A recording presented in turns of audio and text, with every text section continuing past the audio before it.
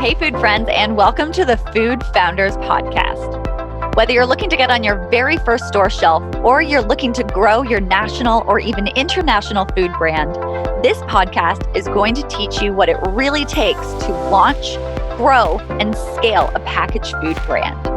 Hear the food founder journeys of brands growing in their industry so you can fast track your food business success. I'm your host, Ainsley, and this is the Food Founders Podcast.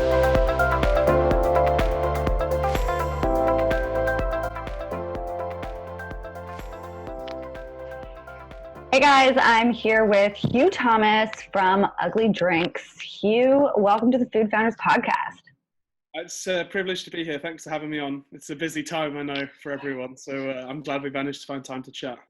Yeah. Thank you for making time. For anyone who's tuning in, we are recording right now in the beginning phases of the COVID pandemic. So we're both in work from home mode, and there's lots of changes going on that we're probably going to dive into a little bit. But first, let's kind of just open it up for anyone who is not aware of Ugly Drinks. Can you share a little bit about who Ugly Drinks is and a little bit more about yourself as well? Yeah, so I'm Hugh. I'm not American. I'm British, as you can hear. This isn't a fake accent. I live in New York, grew up in the UK. We started Ugly Drinks, and I say we, it was myself and my best friend Joe, who lives in London. Back in the UK, just over 3-4 years ago now. Ugly is a water brand. We have a range of different water products. We have a flavoured sparkling water range in bright blue cans with the word Ugly on. You can't miss them. We also have a range of energy waters. And then last week we launched our range of plain waters, still and sparkling. Ugly stands for the ugly truth. So our brand's always been built on challenging the status quo. Initially we challenged soda and the big sugary sweetened soft drinks manufacturers who we felt had been telling consumers one thing and then making them drink another for far too long, which caused many illnesses like diabetes, type 2 diabetes, obesity, and many other issues, including just general unhappiness and lethargicness. And then we wanted to take on the status quo of energy drinks with lime green liquids, toxic marketing, and just products that we felt were unclean and didn't necessarily deliver what the consumer needed. And then our last product challenges plastic bottled water. So it's a single-use plastic-free canned water brand, and each of those products donates money to a bigger cause as well. So the core range of flavoured waters donates money to Girl Up, a gender equality charity. The energy water range is about to partner with a teenage mental health charity. And then the plain water range gives money back to Oceanic Global, who work on plastic pollution in oceans. So we've always really tried to stand for more than just being a drinks company. We're rebellious in nature. We have an attitude and a view on the world, but really we're just creating refreshing, great tasting drinks that are affordable to as many people as possible. So hopefully we can give people an alternative to some of the brands that have gone in the past that are bad for you or bad for the world. But we're trying to do it in a way that everybody can have access to. Launched in the UK, now in just over almost 6,000 stores there. We're the leading flavoured sparkling water brand in the UK. And then I moved to the US about 18 months ago now, and we launched the business here.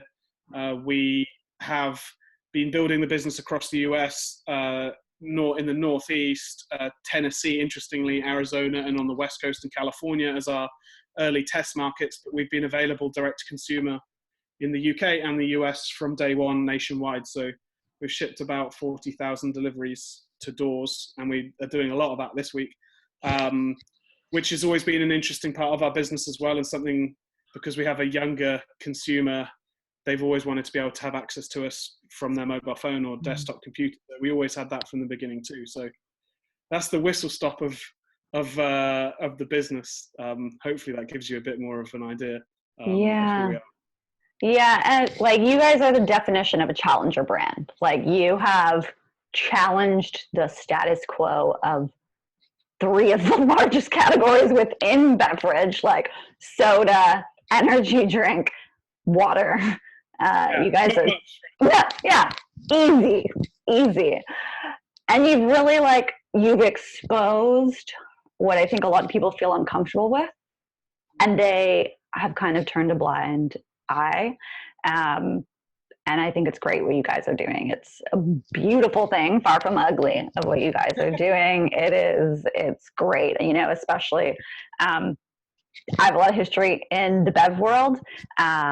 I joke that I try to like clear my conscience with some of the beverages that I, you know, promoted. I love all the brands that I promoted, and I'm so grateful for everything I've done with them. But, you know, it comes to a point where you need to feel really good about what you're putting in people's bodies, and you're promoting that people put in their bodies. And you've done that. And that's great. Like what led you guys to do this? Did you just see the need of like, hey, we're sick of seeing all these products out there dominate that are really not good for us? Or was there something that really was the tipping point for you guys to want to create ugly drinks? No, it's a super good question. And I think what it comes to, I think you made a really good point there. There's some amazing brands, and the brands that you've referenced that have been around for 100 years are phenomenal, and they're very powerful because they're so strong. And they delivered great price point, great refreshment, huge availability to consumers for a very long time, and been very prevalent in terms of their marketing. So because we respect them so much, we also understand that in order to challenge it, you have to really have a strong plan and a strong business. Mm-hmm. Joe and I actually, when we were in the UK, we worked for Vita Coco, the coconut water business, and that's where we met. We were both in our early 20s when we worked there. First employees of that business expanded.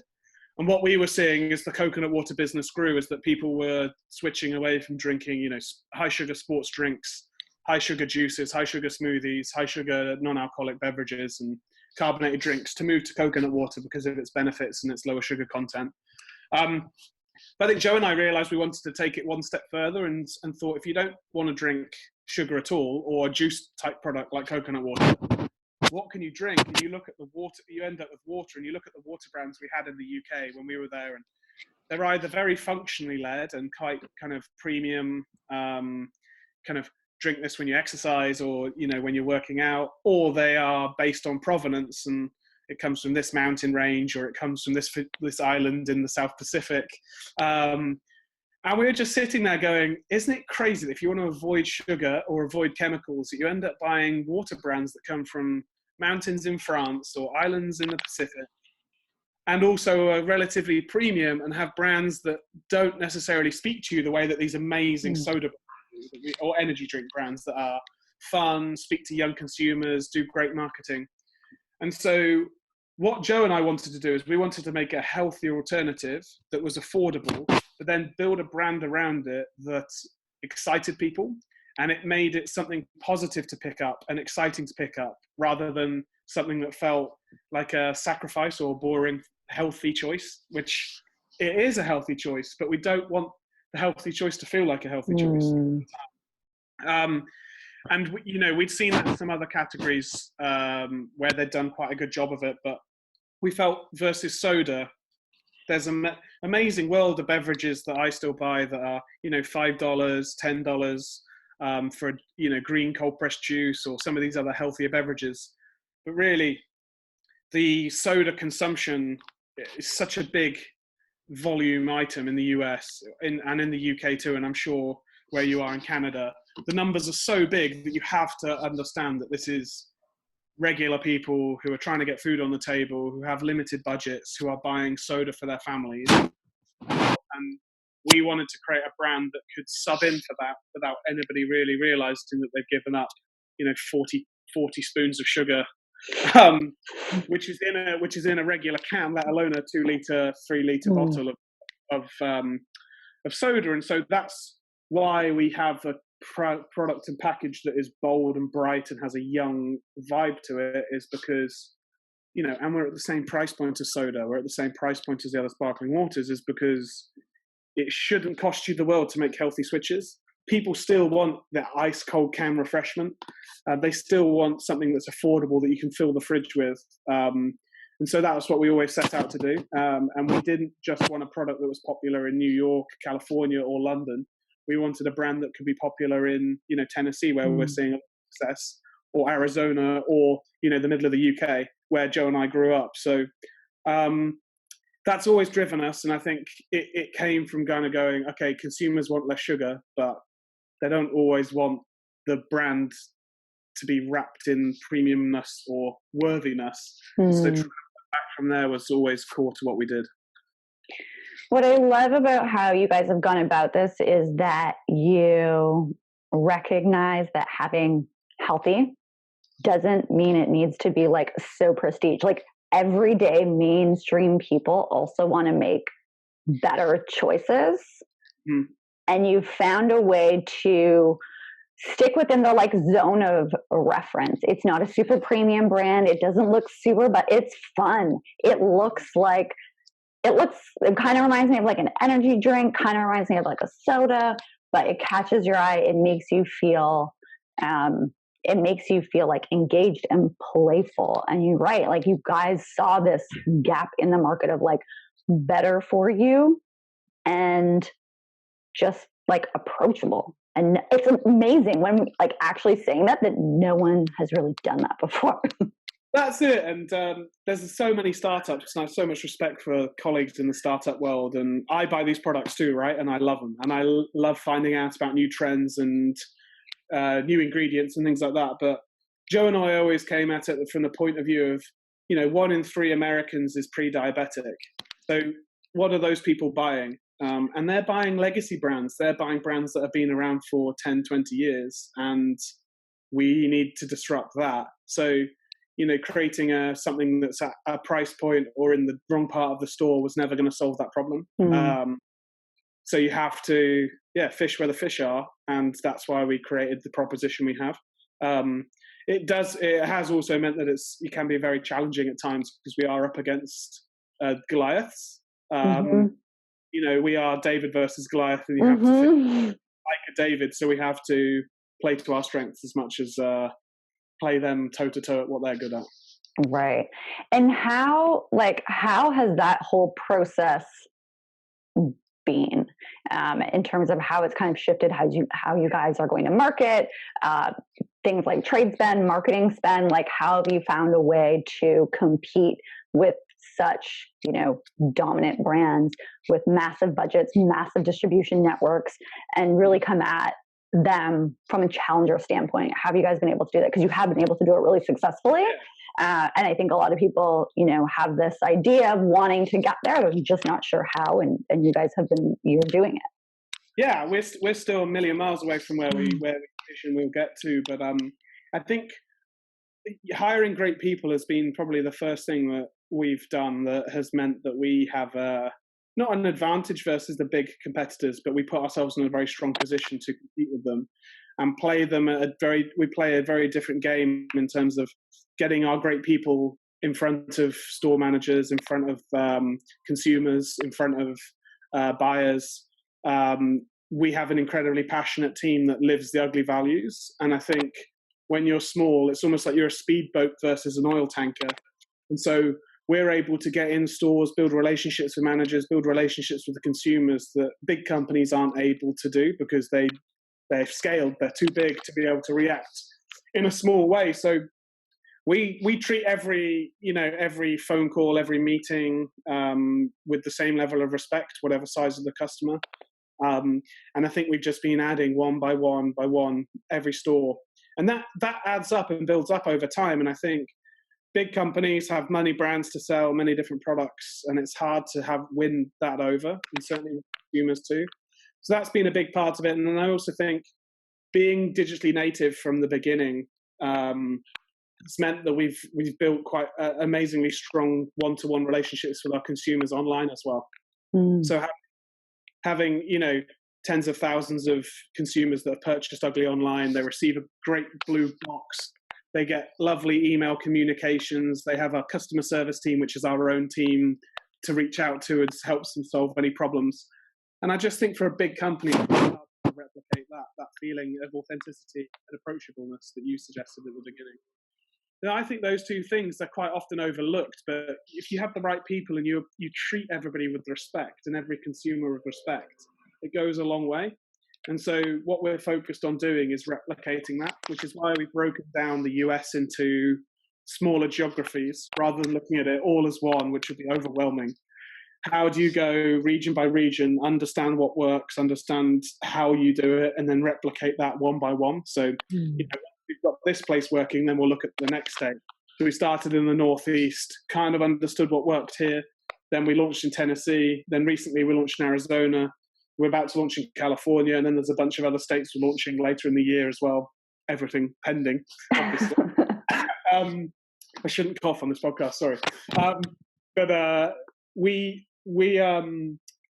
we just learn as we go. We test, we improve, we tweak stuff, and big companies almost have to hope for things to land straight away. So we try and look at it as an advantage that we're small. When we do production runs, we learn very quickly because of our direct-to-consumer relationships. We learn very quickly if consumers think our lemon and lime flavor could be improved, and so because we listen and we speak to them one-to-one, we've been able to make 3 or 4 changes that have improved sales and improved our consumers' relationship with the brand because of it. We actually asked them which flavors they wanted to see next, and they said watermelon, pink grapefruit, weirdly pina colada. So they're the flavors we launched. And it turns out if you listen to people, then you actually create stuff they want. So I think that's just something that we're using to our advantage, and we've just started scraping the surface on as well. So hopefully we can begin to scale that, and don't forget these values as we grow is really the next aim for us. Well, and it seems like you guys are really creating a culture and living and breathing it. And so I would imagine as you scale and continue to grow that, with your focus on hiring the right people and building those deep relationships, there'll obviously be challenges, but that seems ingrained within you guys already, which is great. Yeah, Joe and I started this business because we wanted to disrupt the industry, not because we wanted to raise loads of venture capital money or make loads of money. We started this when we had the idea when we were both 23, 24. So it comes from that like youthful naivety of wanting to take on the world's biggest companies. So it's just in our DNA to be stubborn and want to challenge. And it means that there's so much authenticity internally at Ugly that we don't really have things like politics. We don't really have nobody joins the business with any baggage like that. So it's actually all very focused on one goal, which makes it very easy to work with the people we hire. You can interview them and ask them; they'll probably say something different. But that's how I feel when I go in every day. That there's no egos in the business really. And my team's probably shouting apart from mine. But it's focused on democratizing healthier beverages, and so everybody's focused on that. And we all know that if we do that, we'll build a business where we can do more exciting stuff, and everybody's careers will grow in the process too. So that's I think it's important to have like a rally cry for people to get behind. I think that everyone works harder and will go have those conversations that they need to have with, store managers or with, publishers or whoever it may be. When you have that purpose behind you, you take you out of the question, you take the company kind of even out of the question. You just know that you're standing for something larger than yourself. That's what makes things happen. And that's it. And as you said at the beginning, we're going through a tough few weeks as an industry and as a whole planet really. We can only control so much, which feels crazy in itself. But we know we still have this like true North Star. We still know people are drinking too much sugar, too much plastic. So it keeps you focused when the whole world's in pandemonium. It's easy to get distracted by the news cycle. But, when I start work every day, working from home at the moment, I know very clearly what I need to do and where we're trying to get to. So I'm very glad we started the business with like it from the heart at the beginning. Because, I think in moments like this, if you didn't really care about what you're doing, you could probably say, actually, I'll let this go. Like, it's not worth it, or this is hard, or it'd be a grind. But for me, you know, like working from home in a pandemic, like it's just another day because we're totally focused. We know where we're trying to get to, and I like the people I work with. So it's just sad we can't be in person more often. But Right. yeah, that's what we can control right now from a day-to-day point of view, and so that's what everyone tries to do. And then we can only do our bit at the moment and try and support other people around us as well. So I don't know. I guess what I'm trying to say is like having that core focus just helps all the time. You know, especially in tough times too. Yeah, especially in times like this and always. So talk to me a little bit about, you know, every business always has ups and downs. Talk to me about a challenge that you guys are currently working through. I'm going to assume it has something to do with what we're facing right now. But if you're facing something larger than that, please, like. Yeah, let me have a think. What's going on? No, it's this is probably the most challenging environment. We faced many challenging environments, to be honest, as a business. You know, we started Ugly right around Brexit in the UK, which changed that environment, changed that business landscape forever. We also launched our business in America from the UK, so we were all working from the London office in US time zones for 6 months before I could get a visa to move here. When I first moved here, I bought one suitcase, stayed on a friend's sofa for a few months, had no office, no team.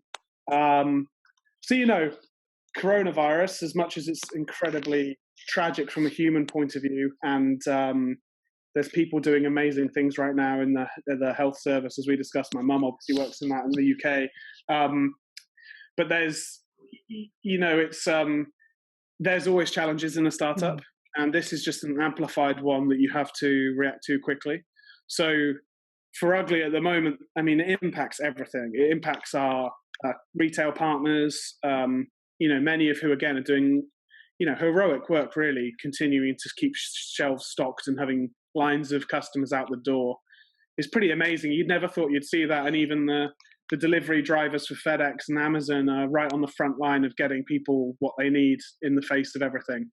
So, you know, what Ugly's facing is nothing really compared to what those people are going through at the moment. But, you know, we still have to react. My job is still to keep the business headed in the right direction and to protect our employees. So, you know, the minute we noticed this was going to be a real health issue for the countries that we operate in and for our employees, we instructed everybody to work remotely and work from home well in advance of any sort of government advice on that. We're trying to do our bit.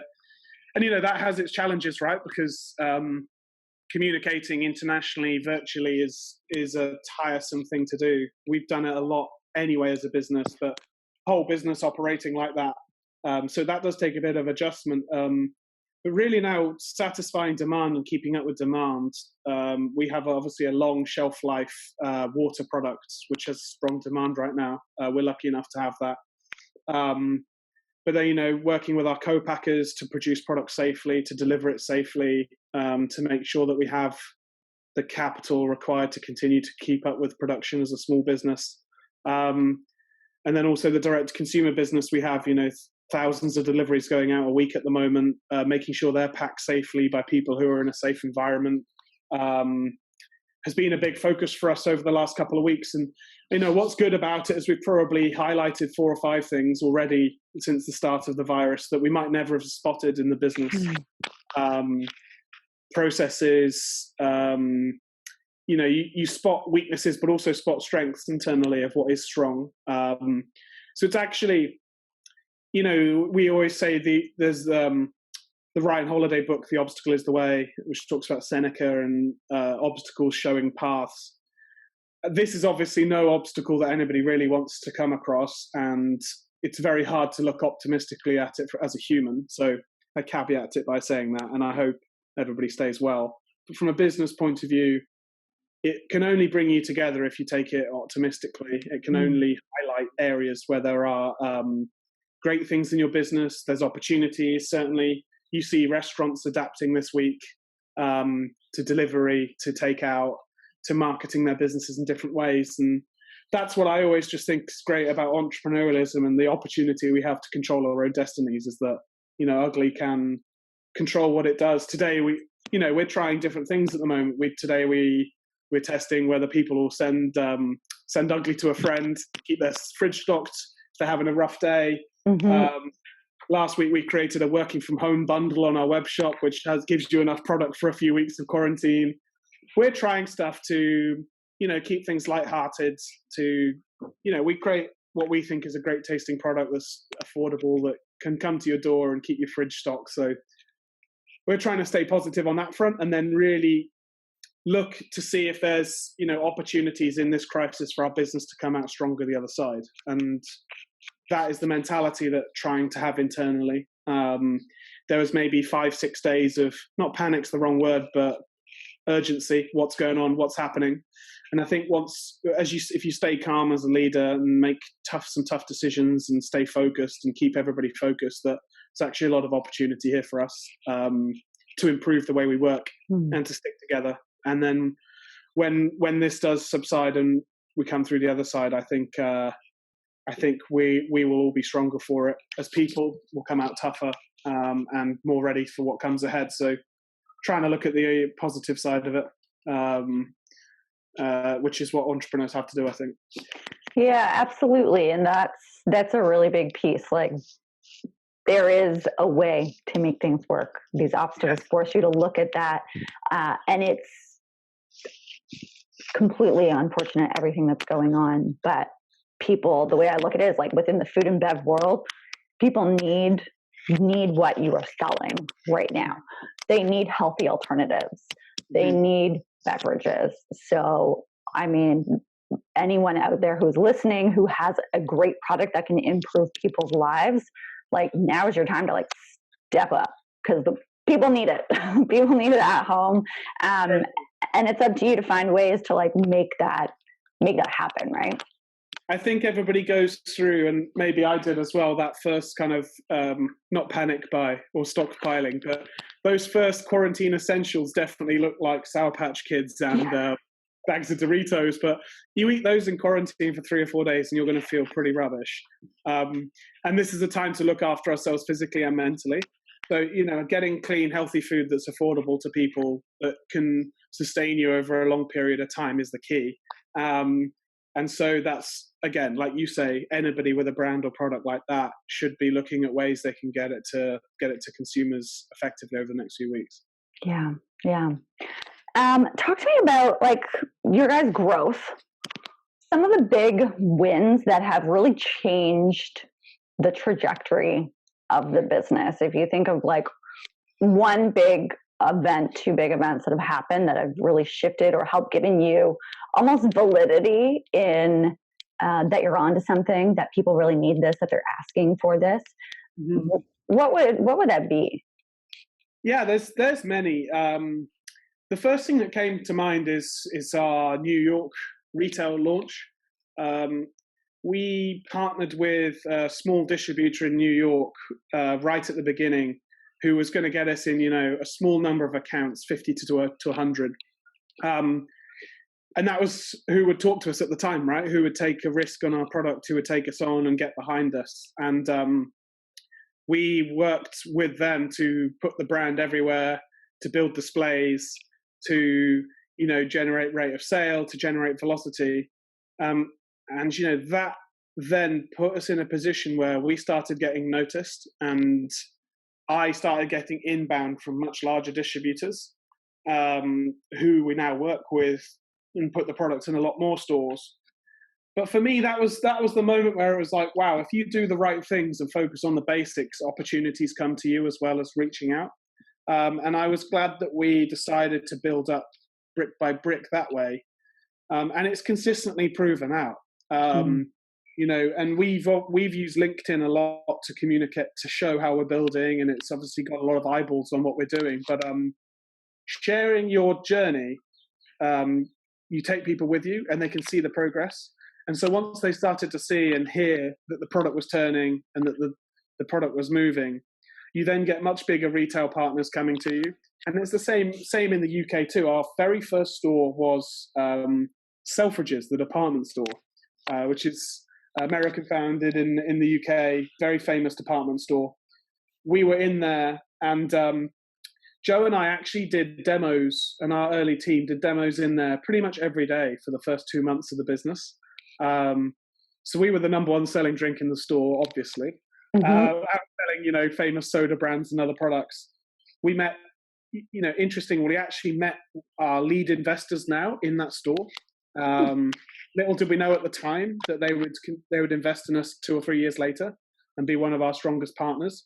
But we also managed to build the retail story that we then took to Whole Foods, who then took Ugly in.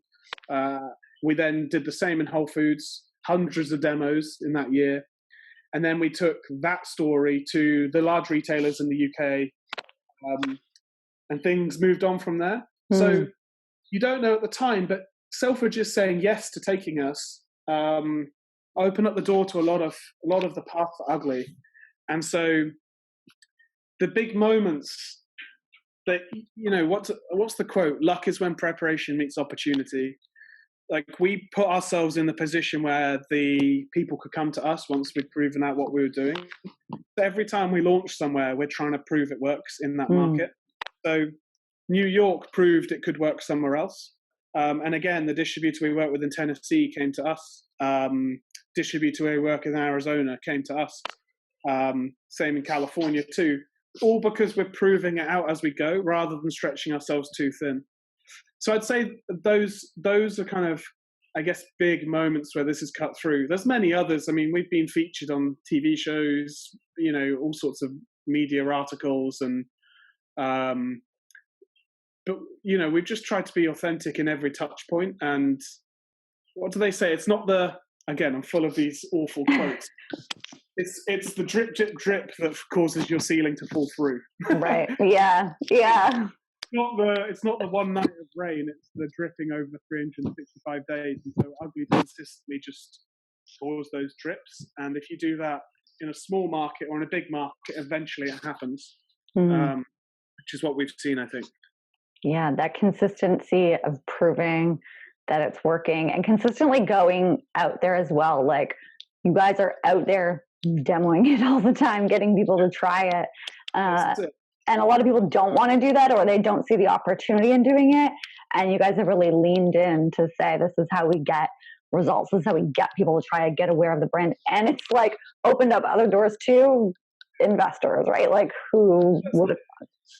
And there's lots of stories as well. I'm sure you've spoken to many brands that have had amazing, not luck because people create their own luck, but PR stories or moments of magic where something's gone out of control and it's been the breakthrough for their brand. I think with Ugly, what we've controlled is there's no rocket science here. It's day by day, store by store, be nice to people, work really hard. I know there's other brands that have that same philosophy that I admire as well. And I think that's always just been focus for us. And so far it's working. We have a long way to go though. And, we'll see what comes in the future as well. Who knows what that next moment is or next challenges as well. Who knew this was coming a month ago?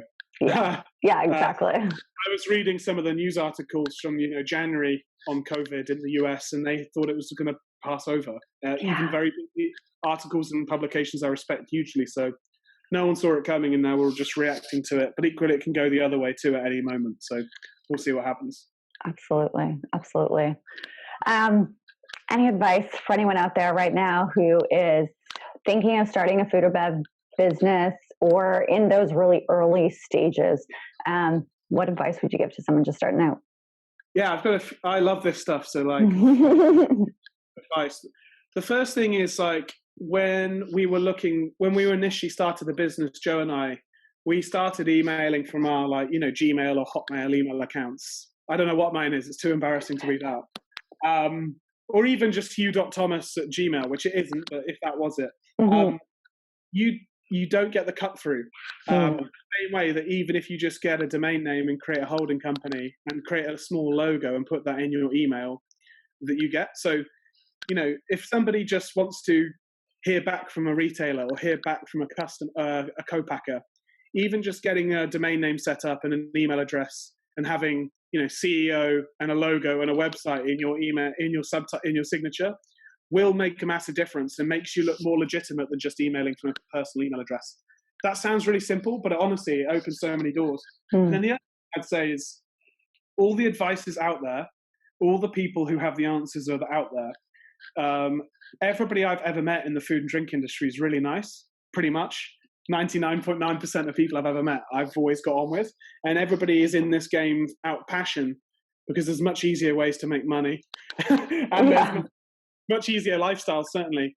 And so you're actually talking about a group of people who are very generous. We've had competitors who are generous. We're generous back. It's very strange sometimes when you realize that you actually like your competitors. But I think I would encourage anyone starting out to not be afraid of asking those people who are further up the ladder, because pretty much the ladder has help from someone else. So there's very much a pass it down mentality. And then the other thing I'd say is if you do speak to those people and they can't help you, even if it's a co-packer or a retailer or an investor, we always ask, do you know someone who can? And honestly, speaking to a few co-packers who couldn't work with us early on in the beginning, and then asking that question at the end, saying, do you know anyone who can, actually got us to the co-packers who could. So that's what I would say is like, everything that seems unsurmountable now is possible. I'd never launched a company in the US. My team had never done it. And we didn't know how to find US co-packers, didn't know how to get into retail, didn't understand how distribution worked, trademarks, the legal system, the banking system, none of it. I had no idea, but worked it out because you just ask questions, you learn. If somebody doesn't know, you find someone who does, and you just keep doing that relentlessly for years, and then you finally get somewhere. But that's literally all it takes. And I know that's simple, but the principle there is just really, you have to be relentless on it. I don't know if that's helpful. Yeah, that's really helpful. It's often those simple things that make a huge difference, right? And also, I will say as well, think about your economics, think about your margin,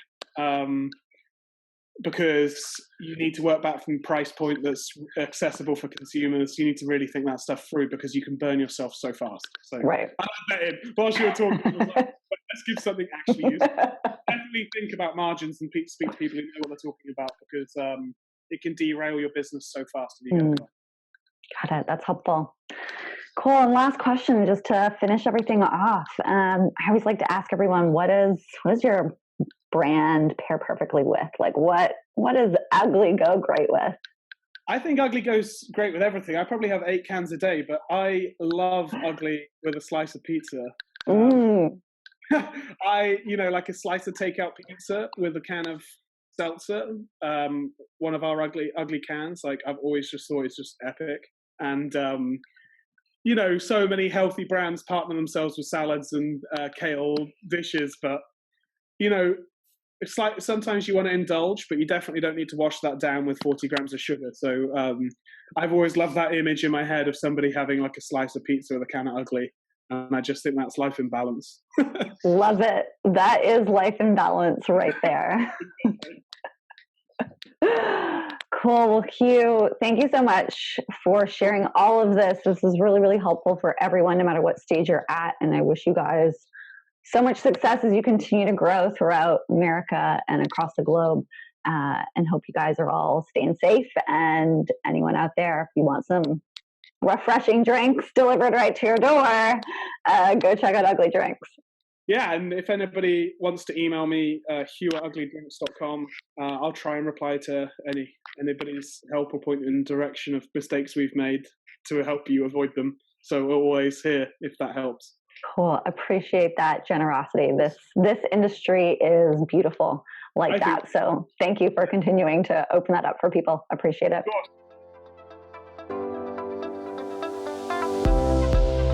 The Food Founders Podcast is brought to you by the Fab Growth Academy, the online hub for driven food and beverage business owners that want to get on more shelves, get into more homes, and really grow their food business.